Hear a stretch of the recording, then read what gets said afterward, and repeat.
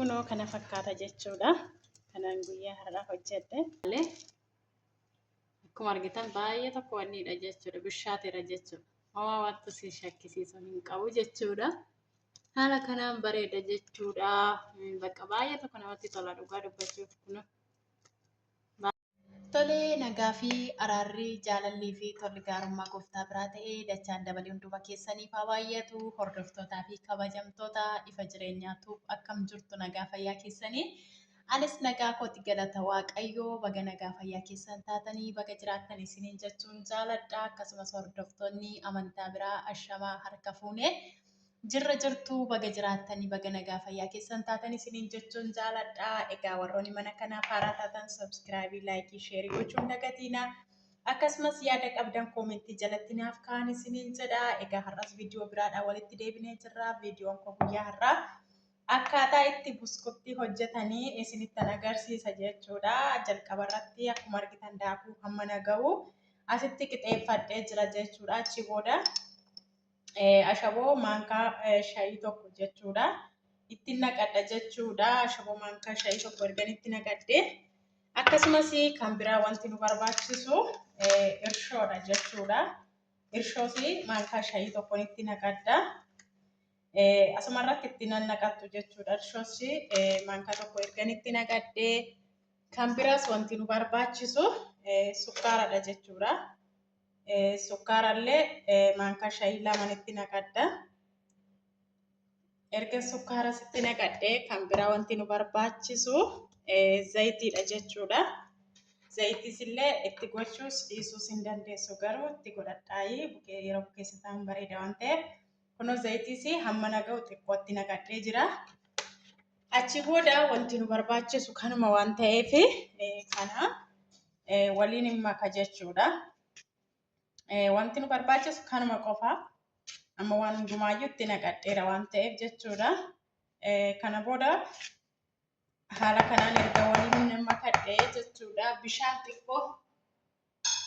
xiqqoo lab jedheeni bishaan garmalee ho'ee osoo hin taane bishaan xiqqoo lab jedheen nama kun ho'isee jira jechuudha. Kanatti achi booddee kana hin bukeessinaa jechuudha. Seeraan sukkuumneetu. Amma kunoo bishaan xiqqoo ho'eera ho'aa mada xiqquma jechuudha. Achi booda harka koo dhiqadheera waan ta'eef hin bukeessinaa jechuudha. Seeraan sukkuumnee bukeessina jechuudha akka seeraan nu bare. Yeroo bukeessitan immoo garmaleeti laaffisuu hin qabdan xiqqoo jabaachuu qaba jechuudha. Yoo garmalee laafee wanni hin ta'u waan ta'eef. Kunoo haaluma argitan kana bukeessee waliin gahee jira waan ta'eef jechuudha. Kana haala kanaan akkasitti kof godha jechuudha. Yeroo inni kof jedhu gisee takkaa jechuudha. Gadi deebisnee irra deebinee gadi deebisnee achi booddee ammallee irra deebineetu gadi deebifna jechuudha. Yeroo inni gadi deebi'ee ka'u booda isinitti agarsiisa. Amma fakkeenyaaf yeroo inni bukaa'ee yeroo inni ol dhufu ammallee lammaffaa gadi deebifnee haala kamiin akkamitti akka hojjetannu hamma dhumaatti na ilaalaan isiniin jedha. Yoo hamma dhumaatti ilaaltanii isin fayyada. Ammallee turtiin keessan na waliin haa ta'u. Kunoo akkuma argitan jechuudha. Fuuldura bukeessee haala kanaan kof jedhee jira. Amma jechuudha isa kana amma hojjechuuf miti. Kana gadi deebisa jechuudha. Argitanii waan inni bareedu. Amma kana gisee takka gadi deebisa. Gadi deebisee gisee lammaffaatti jechuudha. Yeroon akkuma kanatti kof jedhu achi booddee hin hojjenna jechuudha buskuttiisa.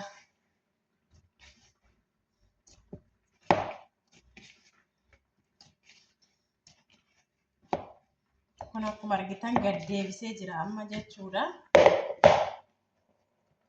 Haala kanaan erga gad deebisee ammallee yeroo inni gisee lammaffaaf kof jedhu deebisnee hojjennaa jechuudha. Ammallee turtiin keessan na waliin haa ta'u na waliin tura.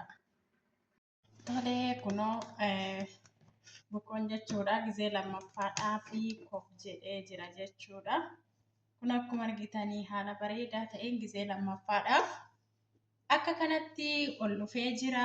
Waan inni bareedu akkuma argitanii baay'ee tokko bareeda jechuudha. Gisee lammaffaadhaaf ol dhufee isaa booddee amma jechuudha hin tolchinaa jechuudha. Akkamitti akka hojjedhu na ilaalaayi.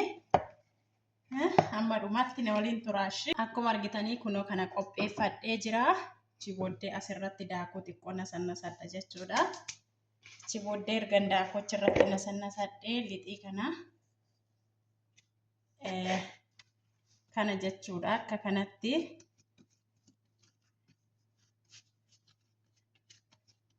isinitti mul'achaa jira jedhee yaada.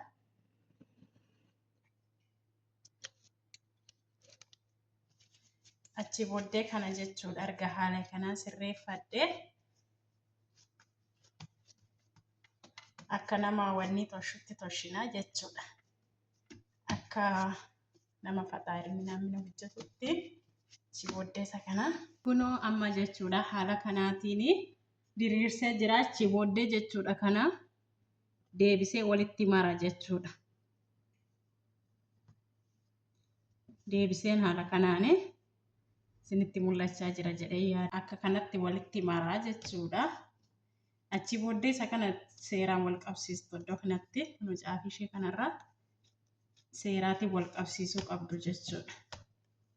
Akkasiin jala zayitiin keessa nam'inetti yeroo xabbastanii zayitiin keessa akkasiin jala nam'inetti isa kanasaa asii toshaa seeraan wal qabsiisu. Argitan kana jechuudha. Amma sirreeffadhee haala kanaatiin akkuma argitan humti banaan hin jiru jechuudha. Achi booddee kana haaduudhaan akkasittanii mummura jechuudha. Xixiqqeesse achi booddee erga haaduudhaan xixiqqeesse akka kanatti muree amma dhumaatti na waliin turaa hin argitu jechuudha. Akkamitti akkana hojjedhu haala kanaan muree amma achi booddee jechuudha maalan godhaa kana haaduudhaan suuta jedheen jechuudha. Akkasittan muraa jechuudha.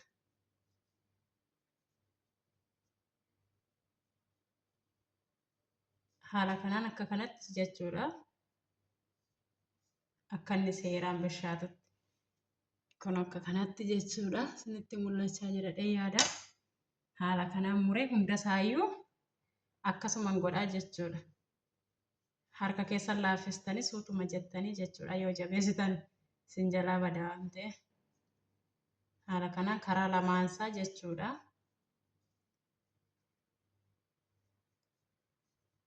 Kun haaluma kanaan haaluma argaa jirtan kanaan jechuudha. Karaa lamaansaa akka kanatti hojjedha jechuudha.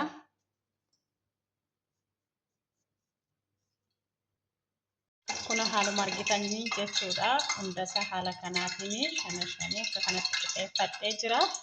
Achi booda kunuun zayitiin jechuudha. Asitti zayitii irra godheera. Zayitii isaa garmalee ho'uutiin qabu jechuudha. Kunuun nama kana lazzaf jedhu itti naqachuu qabna jechuudha. Sababiin isaa yoo garmalee ho'ee keessi isaa nuuf hin bishaatu waan ta'eef yeroo inni kun manuma laaf jedhu keessa naqnaa jechuudha.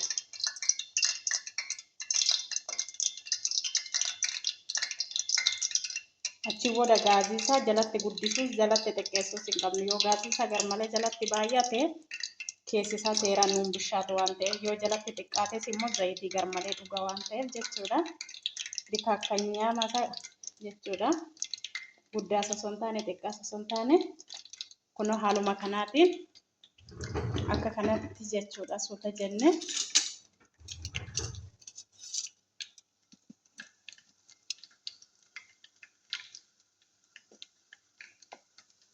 kun akkuma argaa jirtanii yeroon keessa naqe xixiqqoodha. Yeroo zayitii keessa lixu hin gurguddata jechuudha.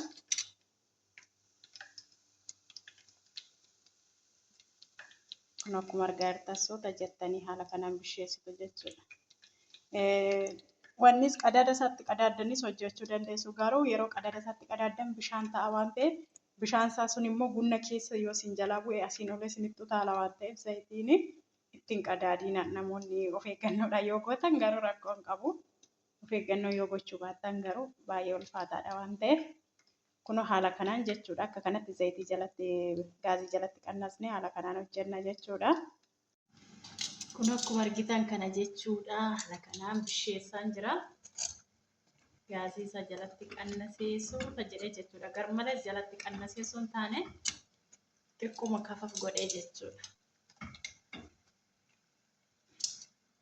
isinitti mul'achaa jira jedhee yaada.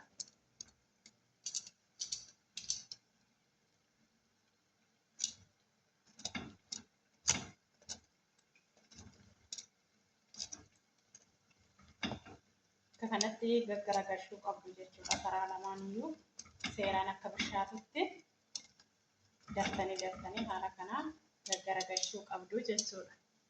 Ammallee xiqqoo ishee hin hafa waan ta'eef xiqqoo ishee ammallee gaggaragalcheen bisheessaa jechuudha. Haaluma kanaan haaluma argaa jirtan kanaan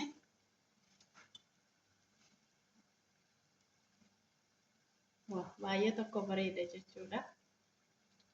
Kalarii isaa bichaa miti mi'aan isaallee akkuma kana baay'ee mi'aa bakka akkuma nama buskutti isa biyyaati. Anillee biyyatti hojjedhee hin beeku garuu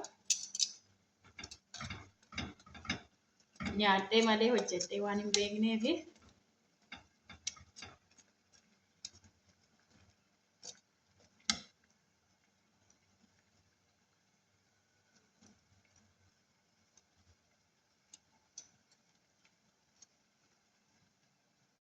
kunoo amma jechuudha ga'ee jira.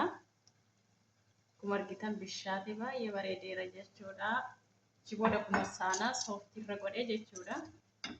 Zayitii isaa sooftiitti akka keessaa naa cuunfamuuf akka kanatti keessaa fudhaa jechuudha. Baay'ee tokko bareeda jechuudha dhugaa dubbachuuf.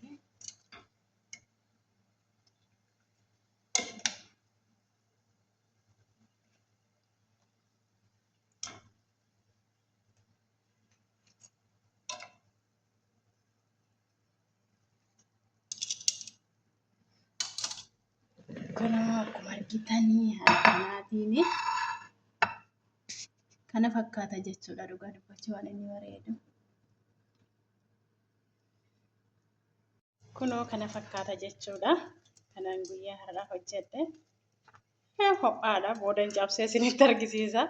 Kana fakkaata haala kanaan hojjedhe jechuudha. Isinillee hojjetadhaa itti fayyadamaan isinin jedha hordoftootaaf kabajamtoota kiyyaa. Egaa kana fakkaata wanta nani har'a hojjedhe isinillee akka hojjettanii abdadha egaa hojjetattanii akka laaltanii innaa kana fakkaata qo'aa cabsee isinitti argisiisa.